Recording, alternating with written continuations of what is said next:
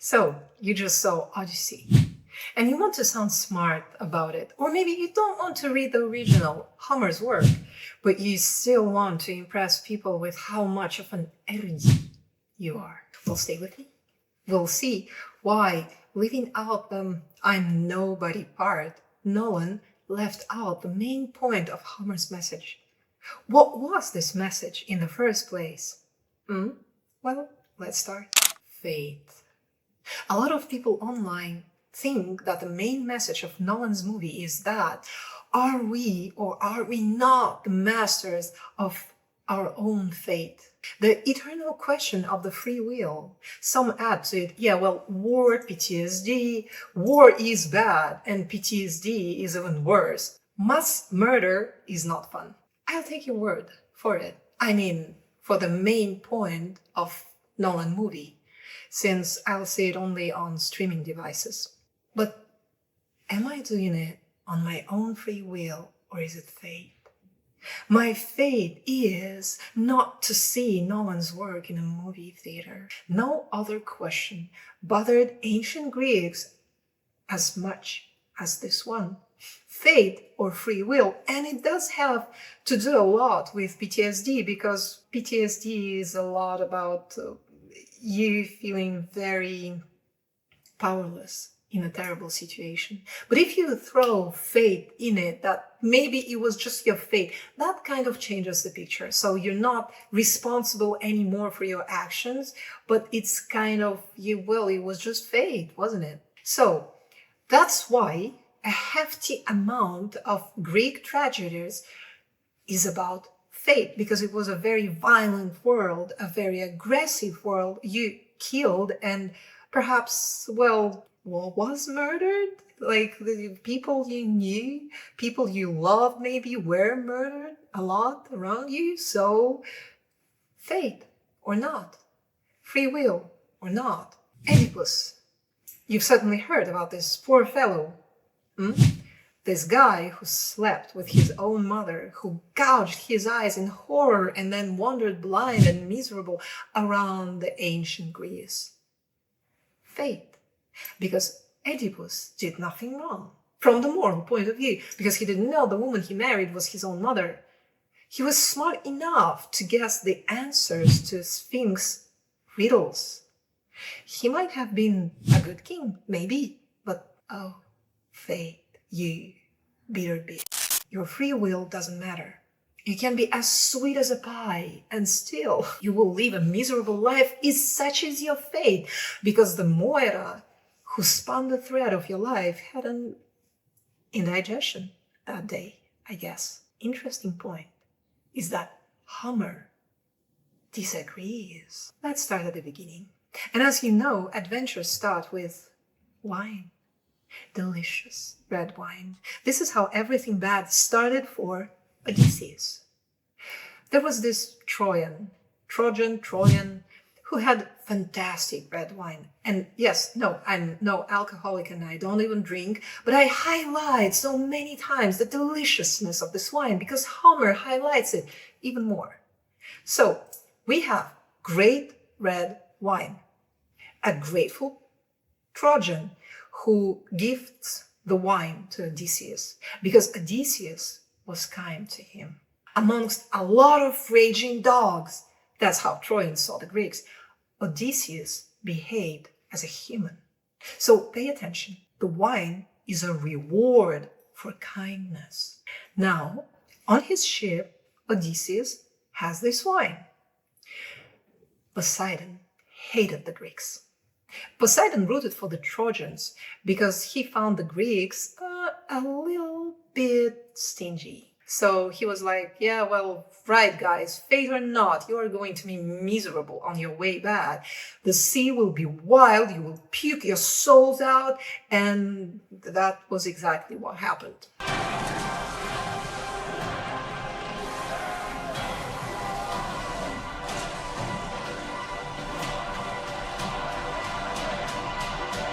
So the Odysseus team stopped on an island to get more food and clean water and maybe feel a little less miserable.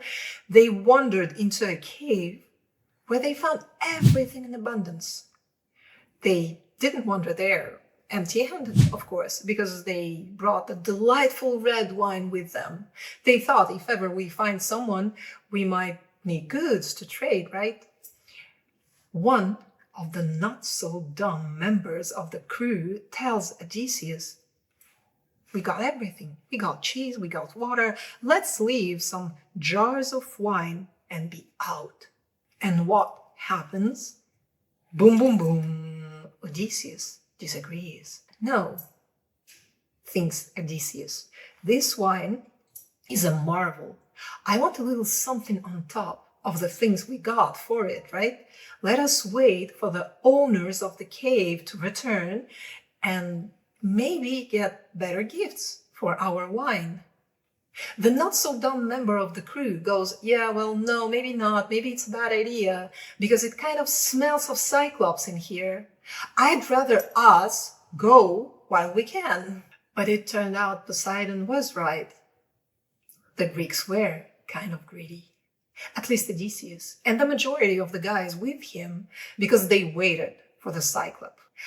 The Cyclops happily devoured some of the crew members. I guess he wasn't a big believer in free will and consequences.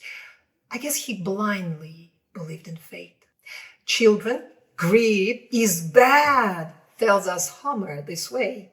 "If you didn't get it, look, another 2 crew members got devoured in a torturous way. Now, death awaits every man in this cursed cave." But Odysseus is clever. He gives the Cyclops the delightful wine, looks at this animal getting drunk, and lies to the beast. "Who are ye?" asks the Cyclops. "I'm nobody," answers Odysseus. And it's not as much of a trick as it is a sign of humility. Honor and name were super important to the ancient Greeks. They lived in a world full of misery and aggression. In such a world, you die young and you don't even regret the fact that you're dying. You don't really value life that much, but honor, that's a whole different story. This nobody comes from a place of responsibility and shame because Odysseus feels responsible for his crew members. He feels ashamed of being a greedy fool and tries to save his men. And his men are very important to him, and not because he's such a good guy. His men are more important to Odysseus than even his life is. Again, not only because he's good and decent, but because imagine this world of warlords. How will you defend your honor and your wife, your children, if you're alone? No, to keep your honor and your lands, you need men. You cannot fight the enemy alone. And the Cyclops knows it perfectly because remember his curse. If you never heard of the Cyclops curse, don't worry, we'll get to it. So, what do we have? We have a drunk Cyclops, an ashamed Odysseus, and their famous "I'm nobody" dialogue. "I'm not a king. I'm not a warrior.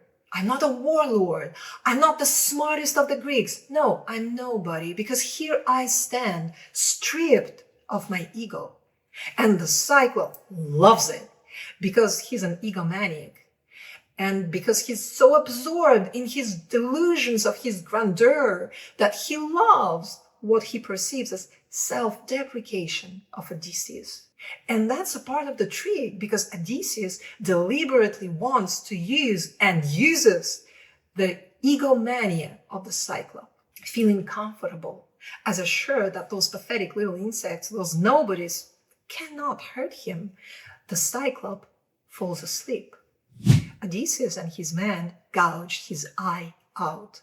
And now Polyphemus, it's the name of the Cyclops, now Polyphemus is blind. They didn't kill him because the Cyclops closed the cave with a huge stone he alone could move. So now, blind, he moves the stone out of the way and yells for his brothers. Odysseus and his men, hiding beneath the ship, escape the cave.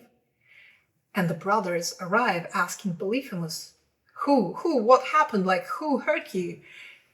And here comes the famous nobody. Nobody? Then why are you waking us for your own stupidity? And the brothers go away. We can see a strong brotherly love here, can we not? Polyphemus is left dumb, blind, and robbed. Back on his ship, though, Odysseus suddenly feels the need to prove something to the blind idiot he robbed, so he downs the Cyclops. Polyphemus blindly throws a chunk of the cliff. The chunk almost falls on the ship.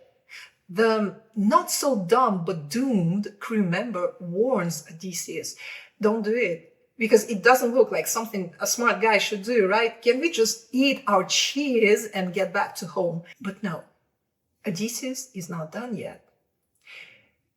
The second time he yells at Polyphemus, he tells the Cyclops his real name, with the subtle context of "suck it, you loser."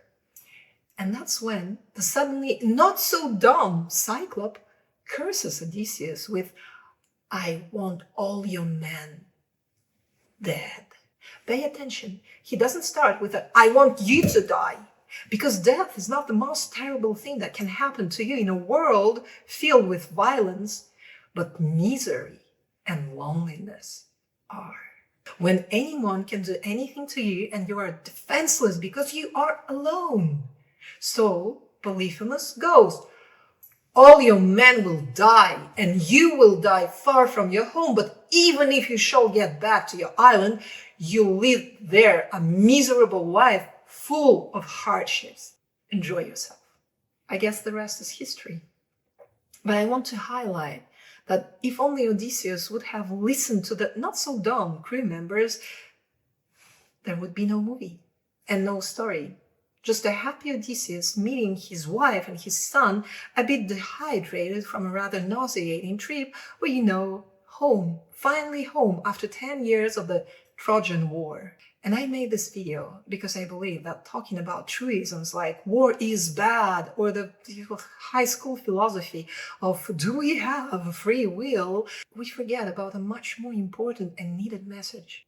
Vanity is the mother of misery. Homer never was a world peace advocate.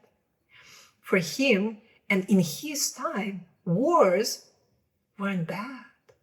You should understand, Homer's primary audience were warlords, the likes of Achilles, Agamemnon, Odysseus.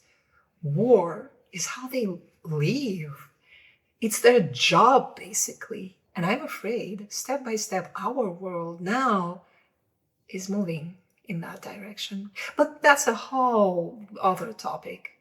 Homer didn't advocate for world peace, but he wanted his readers to teach their soon-to-be warlord sons, hey, your greed will get you. And there is no worse thing, no dumber thing than vanity. Homer's Odyssey is not about fate and its acceptance. It's about your choices and their consequences. About a truth so simple but so elusive to humans. You can do whatever you want, but you will inescapably pay the price. I'm Franz Wertvollen, and if you liked what you saw, don't let the YouTube algorithms bot us. Subscribe here on YouTube, and even better, check my Telegram. The link is below. Hopefully, I'll talk to you on my Telegram soon.